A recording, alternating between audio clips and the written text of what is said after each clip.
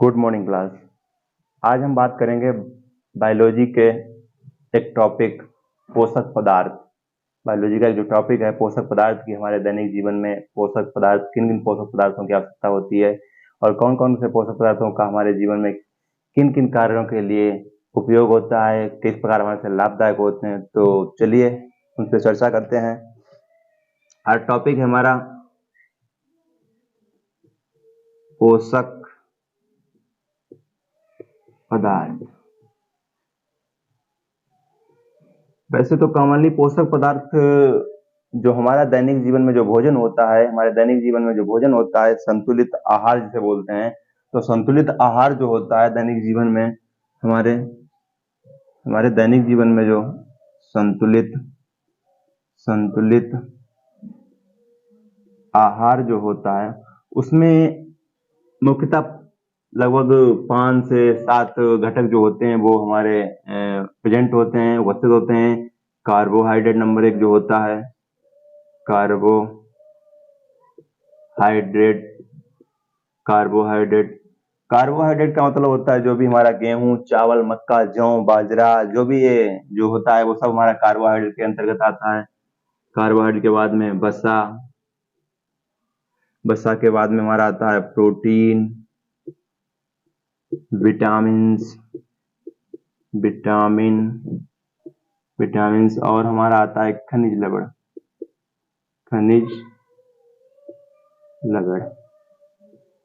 और उसके अलावा हमारे जो दैनिक जीवन में होते हैं खनिज लवण के बाद में हमारा जल है और एक जल होता है, और न्यूक्लिक जो एसिड होते हैं RNA DNA के अंतर्गत जो है न्यूक्लिक एसिड, न्यूक्लिक अम्ल जो होते हैं, न्यूक्लिक अम्ल भी इसमें आ जाते हैं।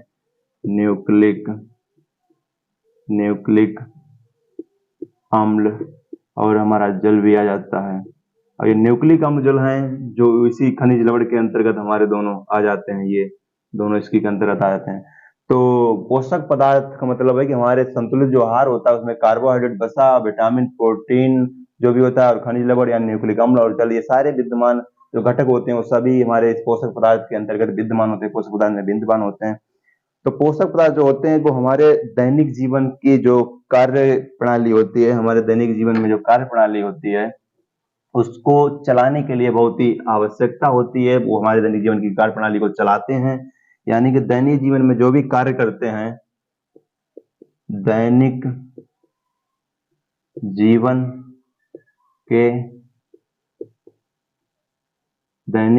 के कार्यों का संचालन, दैनिक जीवन के कार्यों का संचालन, यानी कि जो पोषक पदार्थ होते हैं वो हमारे दैनिक जीवन, यानी कि सुबह उठना, खाना पीने के बाद में जो भी कार्य दैनिक जीवन में होते हैं, कोई कार्य करना, कहीं जाना, तो दैनिक जीवन में जो भी कार्य होते हैं वो सारे हमारे पोषक पदार्थों के अंतर्गत जो संतुलित आहार में लिए गए हमारे घटक होते हैं उनके अंतर्गत हम इन कार्यों को निर्वहन करते हैं। इनके साथ क्रिया करके जो हमारे अंदर एनर्जी और पावर को एक्टिवेट करते हैं और हमारे शरीर को सुडौल और मजबूत बनाते हैं। ये सारे पोषक पदार्थों के अंतर्गत ही वो जो विद्यमान घटक होते हैं वो हमारे शरीर में भाग लेते हैं और अच्छी तरीके से हमारे शरीर को सुडौल बनाते हैं।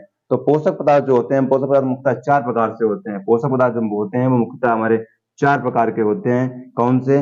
नंबर 1 होता है हमारा ऊर्जा उत्पादक। ये होते हैं 4 टाइप्स। पोषक पदार्थ जो होते हैं हमारे 4 प्रकार के होते हैं। नंबर 1 होता है हमारा ऊर्जा उत्पादक,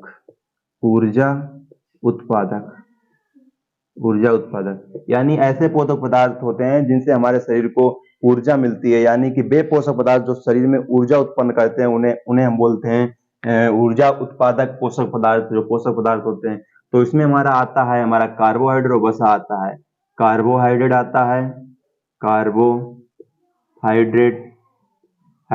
और वसा आता है। तो इन दोनों के अंतर्गत क्या होता है, शरीर में ऊर्जा का उत्पादन होता है। तो ऊर्जा वाले उत्पादक पोषक पदार्थ का मतलब होता है जो शरीर में ऊर्जा का उत्पादन करते हैं। ऊर्जा पोषक पदार्थ क्या होता है? जो शरीर में ऊर्जा का उत्पादन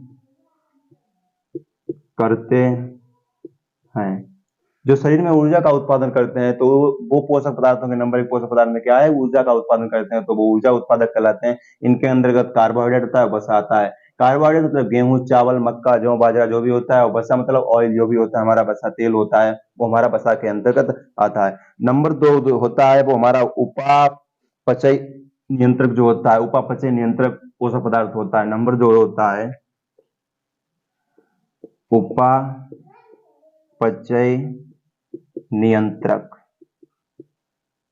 उपापचय नियंत्रक नंबर दो जो पोषक पदार्थ होता है वो हमारा होता है उपापचय नियंत्रक होता है। उपापचय नियंत्रक क्या होता है, इसके अंतर्गत क्या होता है कि जो शरीर में दैनिक जीवन में चल रही जो क्रियाविधि होती है, खाने पीने के बाद में जो हमारी पाचन क्रिया होती है, शरीर के सारी क्रियाविधि को नियंत्रित करने में जो भाग लेते हैं, यानी वे पदार्थ जो शरीर की वृद्धि और टूट फूट की जो मरम्मत करते हैं, या फिर मान लीजिए ऐसा करते हैं कि वो पोषक पदार्थ होते हैं जो शरीर के विभिन्न भागों में क्या करते हैं, सारी क्रियाओं को, उपापचय क्रियाओं को नियंत्रित करते हैं। यानी कि शरीर में जो भी उपापचय क्रियाएं होती हैं, शरीर में जो भी उपापचय उपापचय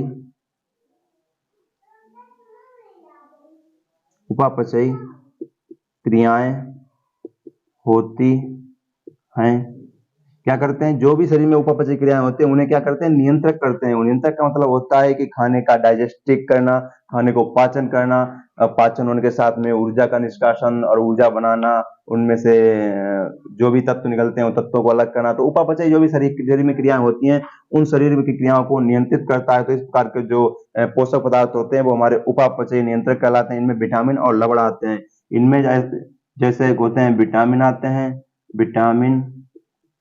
विटामिन आते हैं, और क्या आते हैं, और लवण आते हैं। लवण का मतलब, ये लवण के अंतर्गत जो हमने बताए थे, लवण के अंतर्गत क्या होता है कि जो न्यूक्लिक अम्ल होते हैं और जल होते हैं, ये सब लवण के अंतर्गत आते हैं, तो वो लवण के ही बने होते हैं। तो विटामिन और लवण जो होते हैं वो उपापचय क्रियाओं को नियंत्रित करने में भाग लेते हैं। इसके बाद में नंबर तीन जो आता है वो पोषक पदार्थ, नंबर तीन पोषक पदार्थ होता है वृद्धि तथा निर्माण पदार्थ। वृद्धि तथा निर्माण पदार्थ यानी कि शरीर में वृद्धि और निर्माण करने में कौन से पोषक पदार्थ भाग लेते हैं। नंबर तीन पे आता है वृद्धि वृद्धि तथा निर्माण। वृद्धि तथा निर्माण यानी वृद्धि और निर्माण जो पदार्थ होते हैं, वृद्धि और निर्माण में जो पदार्थ भाग लेते हैं वो कौन से पोषक पदार्थ होते हैं। तो वृद्धि निर्माण का मतलब है कि शरीर की ग्रोथ, लंबाई, शरीर में वृद्धि होना, शरीर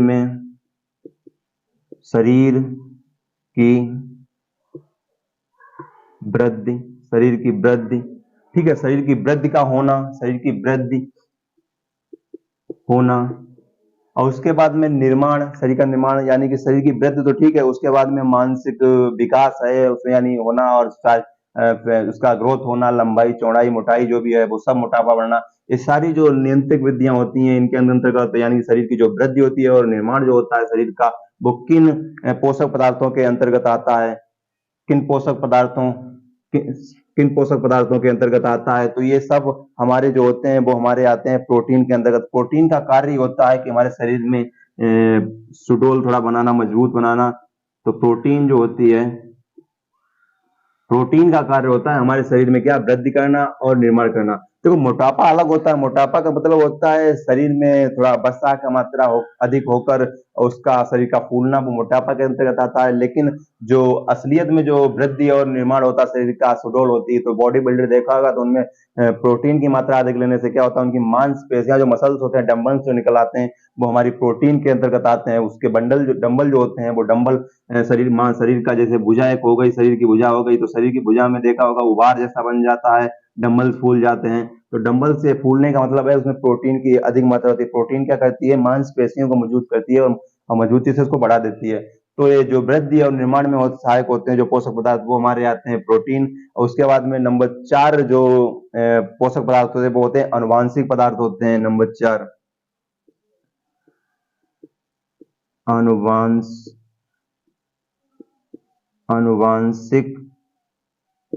अनुवांशिक पदार्थ। नंबर चार पे आते हैं पोषक पदार्थों में अनुवांशिक पदार्थ आते हैं। अनुवांशिक पदार्थ में क्या होता है, अनुवांशिक पदार्थ जो होते हैं तो अनुवंशिक पदार्थों में क्या होता है, अनुवंशिक पदार्थ उनके अंतर्गत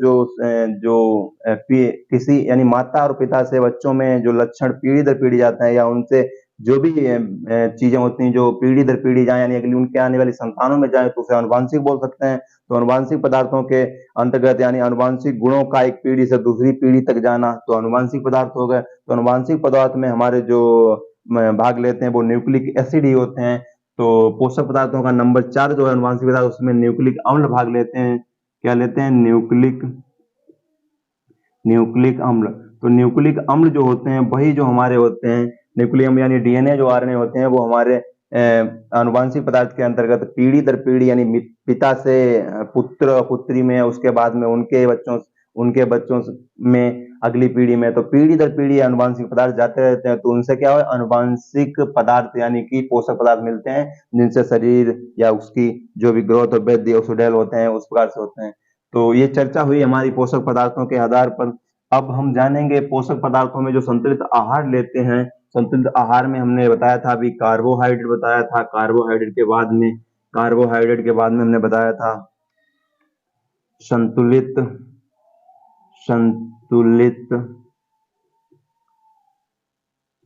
आहार।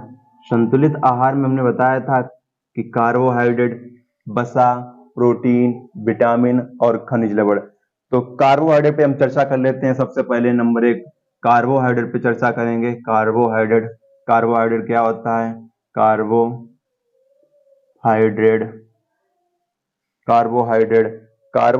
क्या होता है? कार्बोहाइड्रेट क्या होता है? कार्बोहाइड्रेट होता है जो हमने बताया था अभी एग्जाम्पल के तौर पर, जैसे बताया था कि हम लोग दैनिक जीवन में यूज करते हैं क्या? गेहूं,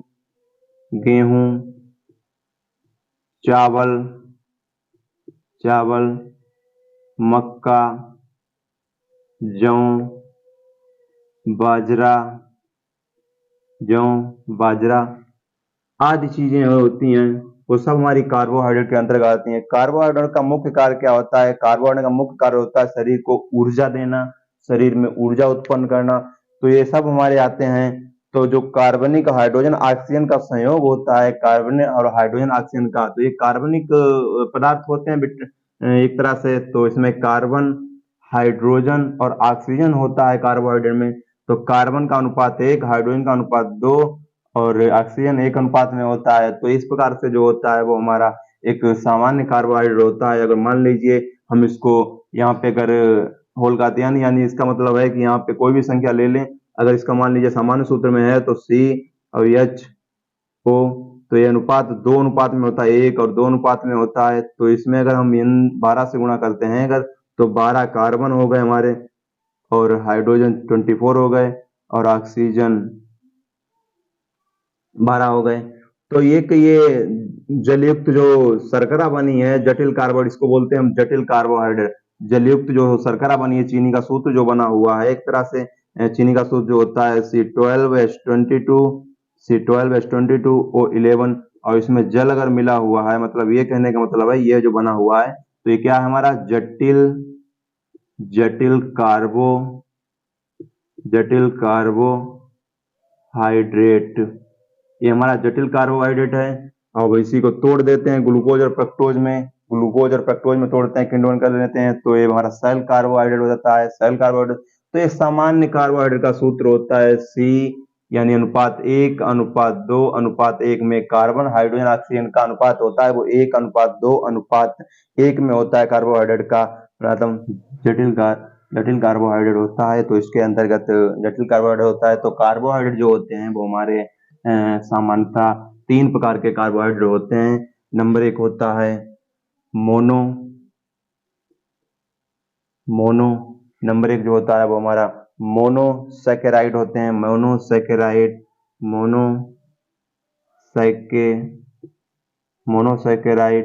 नंबर 2 जो होता है हमारा डाइसैकेराइड,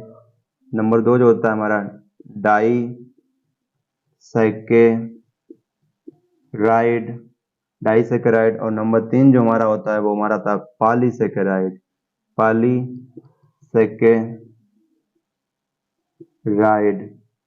पॉलीसैकेराइड होता है। तो कार्बोहाइड्रेट के मुख्यतः 3 भाग होते हैं, मोनोसेकेराइड, डाइसेकेराइड और पॉलीसेकेराइड। ये 3 प्रकार के मुख्यतः होते हैं। इसके बाद में हम चर्चा करते हैं कार्बोहाइड्रेट के बाद में हमने बात की थी प्रोटीन्स के विषय में। प्रोटीन के विषय में, तो प्रोटीन क्या होता है? तो प्रोटीन को अभी मैंने बताया था कि प्रोटीन जो हमारे शरीर की हमारे शरीर की जो बॉडी को संतुलित करता है, वृद्धि और ग्रोथ का निर्माण करता है प्रोटीन। तो प्रोटीन को जान लेते हैं।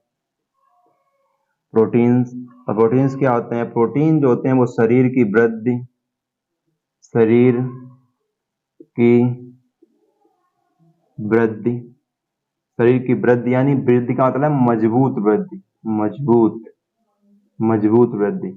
शरीर में वृद्धि नहीं बल्कि मजबूत वृद्धि की निर्माण करता है, यानी शरीर बहुत ही मजबूत होता है। एक मोटापा होता है, दूसरा प्रोटीन वाला मोटापा होता है, यानी कि मोटापे में तो शरीर का फूलना हल्का होता है, लेकिन वृद्धि अगर प्रोटीन से अगर शरीर की वृद्धि हुई है, मजबूत बना है, तो वो बॉडी बहुत ही मजबूत होती है, कठोर होती है। तो देखा होगा जो पहलवान होते हैं, उनके जो बॉडी बिल्डर्स होते हैं, उनके डंबल्स फूल जाते हैं, तो वो प्रोटीन के ही कारण होता है। प्रोटीन का सर्वप्रथम प्रयोग जो था वो उन्होंने सर्वप्रथम प्रयोग जो था वो सर्वप्रथम जो प्रयोग था बर्जेलियस ने किया था। बर्जेलियस ने किया था। बर्जे बर्जेलियस ने किया था। बर्जेलियस ने किया था। बर्जेलियस ने किया था। यह एक जटिल कार्बनिक यौगिक होता है। प्रोटीन जो होता है हमारा, जो प्रोटीन जो हमारा होता है वो एक जटिल कार्बनिक यौगिक होता है। जटिल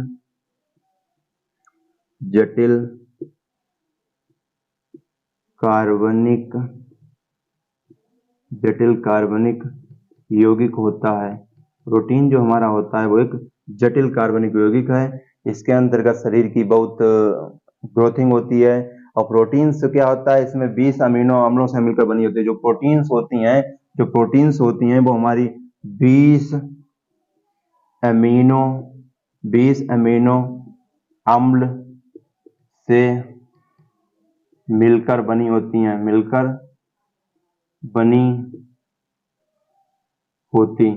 तो जो प्रोटीन्स होती हैं वो हमारी 20 अमीनो अम्ल से मिलकर बनी होती हैं प्रोटीन्स। और प्रोटीन जो मानव शरीर का लगभग 15% भाग प्रोटीन ही बनाती है। जो प्रोटीन जो होती हैं वो मानव शरीर का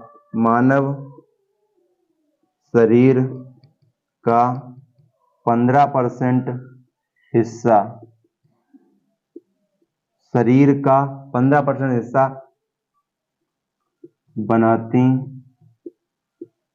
बनाती हैं। कौन बनाता है? प्रोटीन्स बनाती हैं। 15% हिस्सा प्रोटीन्स ही बनाती हैं मानव शरीर का। तो लगभग 100 में से 15% जो हिस्सा होता है वो प्रोटीन्स के द्वारा शरीर का निर्माण किया जाता है। तो सभी प्रोटीन्स में नाइट्रोजन की मात्रा होती है। सभी प्रोटीन्स में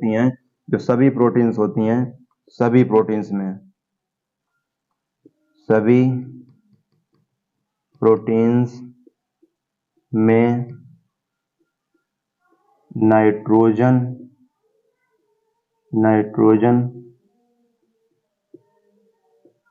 होती है। सभी प्रोटीन्स में नाइट्रोजन होती है। तो ये बात रही, थोड़ा हल्का फुल्का जानकारी रही हुई प्रोटीन के बारे में। हमने जाना। प्रोटीन जो होती है उसमें सभी में नाइट्रोजन की प्रेजेंटेंसी होती है। मानव शरीर का 15% हिस्सा भी बनाती है प्रोटीन, और 20 अमीनो अम्लों से मिलकर बनी होती हैं जो प्रोटीन्स होती हैं। और जटिल कार्बनिक यौगिक है एक। और जे बर्जेलियस ने इसका सर्वप्रथम प्रयोग किया था। तो ये प्रोटीन के विषय में थोड़ी बात हुई। तो प्रोटीन जो होती हैं, प्रोटीन लगभग हमारी जो होती हैं प्रोटीन्स, वो दैनिक जीवन में हमें लगभग कार्य करने के लिए कि लगभग एक होता है रेशियो कि अपने वजन का लगभग उसमें जितना वजन हो उसमें 5 किलो में 100 ग्राम कम से कम प्रोटीन का प्रयोग लेना चाहिए, 5 किलो पर समथिंग। तो प्रोटीन्स जो होती हैं वो हमारी अमीनो अम्ल और नाइट्रोजन और 20 अमीनो अम्ल और कार्बनिक पदार्थों, जटिल भी कार्बनिक पदार्थ होता है, उसके साथ ये मजबूती से बनी होती हैं और उनमें प्रेजेंटेंसी होती है और नाइट्रोजन की भी मात्रा होती है।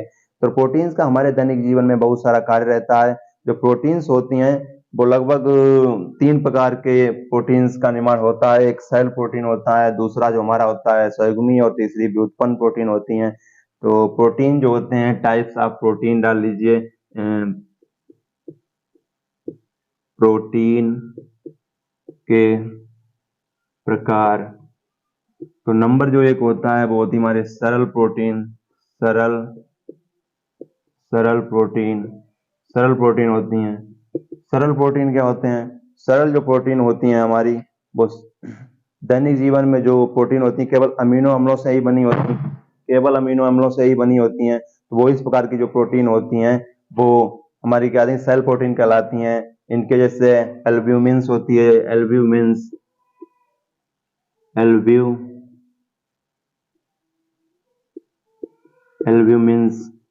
एल्ब्यूमिन्स होती है जो प्रोटीन होती है, एल्ब्यूमिन्स होती है।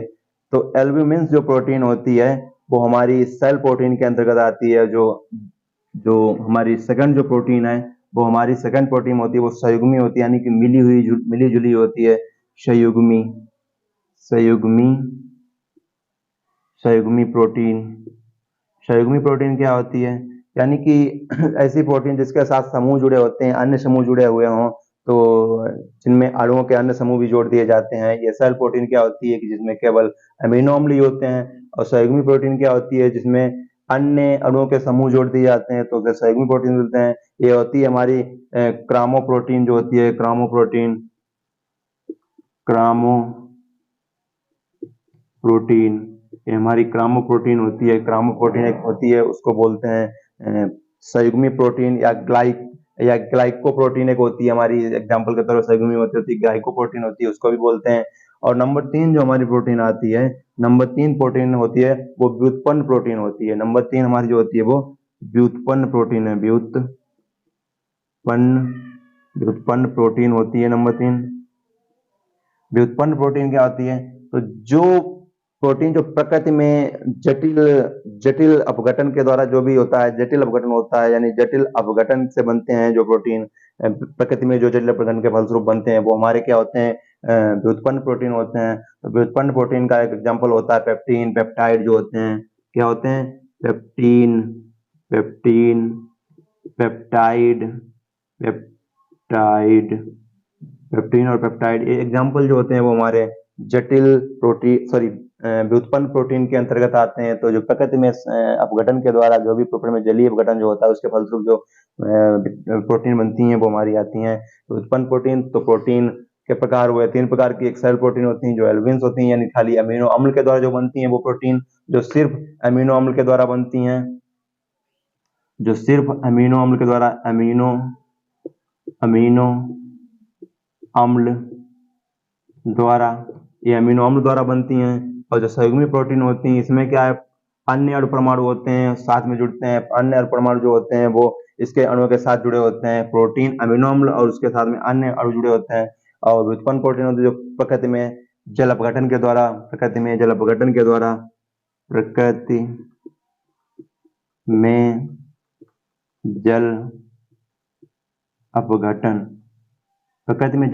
के फलस्वरूप जो प्रोटीन बनती है, पेप्टाइड और पेप्टीन, तो वो हमारी क्या होती है? व्युत्पन्न प्रोटीन होती हैं।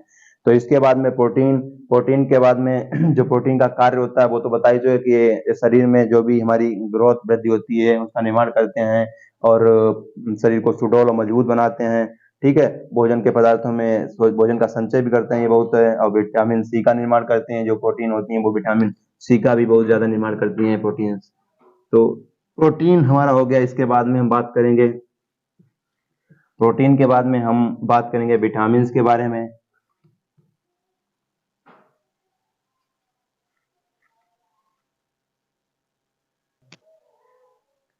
आई होप आज की क्लास आपको समझ में आई होगी। हमें लगा उसके बाद में जो क्लास में जितना हुआ है उसके बाद में अगली क्लास में जो भी बचा है वो अगली क्लास में करेंगे। विटामिन्स और जो भी हमारा खनिज लवण है और वसा बचा हुआ है उसको अगली क्लास में जानेंगे। इस कक्षा में जो हुआ है उतना बहुत है, इसको रिवाइज करिए और हमारे साथ बने रहिए। आज की क्लास इतनी। Thank you class.